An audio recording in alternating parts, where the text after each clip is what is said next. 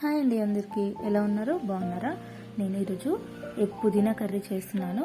ఈ ఎగ్ పుదీనా కర్రీ నా ఫ్రెండ్ నాకు సజెస్ట్ చేసింది. దానికోసం నేను ఫస్ట్ ఎగ్స్ అయితే బాయిల్ చేసుకుంటున్నాను.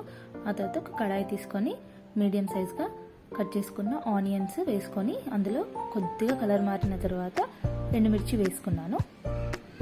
ఆ తర్వాత ఇక్కడ నేను చూపిస్తున్న ఈ పుదీనా, కరివేపాకు అండ్ కొత్తిమీర, ఇక్కడ పుదీనా కొంచెం ఎక్కువ తీసుకోవాలి.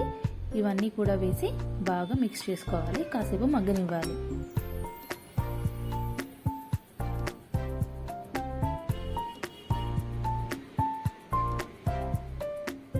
అప్పుడప్పుడు ఇలా కలుపుతూ ఫ్రై చేసుకోండి. ఆ తర్వాత నేను ఇక్కడ 5 to 6 పచ్చిమిర్చి తీసుకొని అవి కూడా వేసి కాసేపు ఫ్రై చేస్తున్నాను.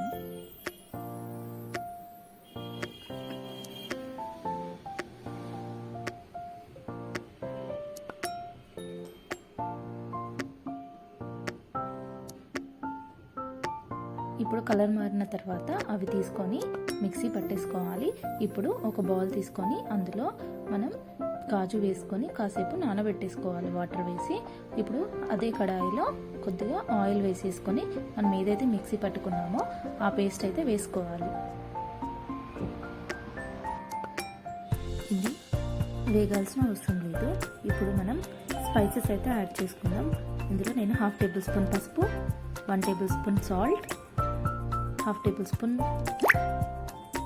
జీలకర్ర పొడి అండ్ 1 టేబుల్ స్పూన్ ధనియాల పొడి. అండ్ ఇక్కడ నేను పెప్పర్ పౌడర్ ఎక్కువగా యూజ్ చేస్తున్నాను, ఇక్కడ మనం కారం వేసుకోవట్లేదు కదా. ఇప్పుడు ఇవన్నీ బాగా కలిసే విధంగా కలుపుకొని ఈ స్పైసెస్ అన్నీ కొంచెం ఫ్రై అవ్వనివ్వాలి. అందులోంచి ఆయిల్ సెపరేట్ అవుతున్నప్పుడు మనం ఇక్కడ అల్లం పేస్ట్ వేసుకుంటున్నాము. ఇదంతా బాగా మిక్స్ చేయాలి. ఇలా మిక్స్ చేసిన తర్వాత ఇలా మనకి గ్రేవీ అనేది తయారవుతుంది. ఇప్పుడు మనం అందులోనే కాజు ఏదైతే ఉందో నానబెట్టింది అది మనం మిక్సీ పట్టేసుకోవాలి. కొంచెం వాటర్ వేసి మిక్సీ పట్టాను ఇక్కడ నేను. తర్వాత ఇప్పుడు ఇదే గ్రేవీలో మనం హాట్ వాటర్ యాడ్ చేసుకోవాలి. హాట్ వాటర్ యాడ్ చేయడం ద్వారా మనకి టేస్ట్ అనేది డిక్రీజ్ అవ్వదు. ఆ తర్వాత నేను సన్నగా కట్ చేసుకున్న బాయిల్డ్ లెగ్ పీసెస్ని వేసేసి దానిపై నుంచి కొత్తిమీర చల్లేసి నేను చపాతీతో అయితే ఎంజాయ్ చేస్తాను.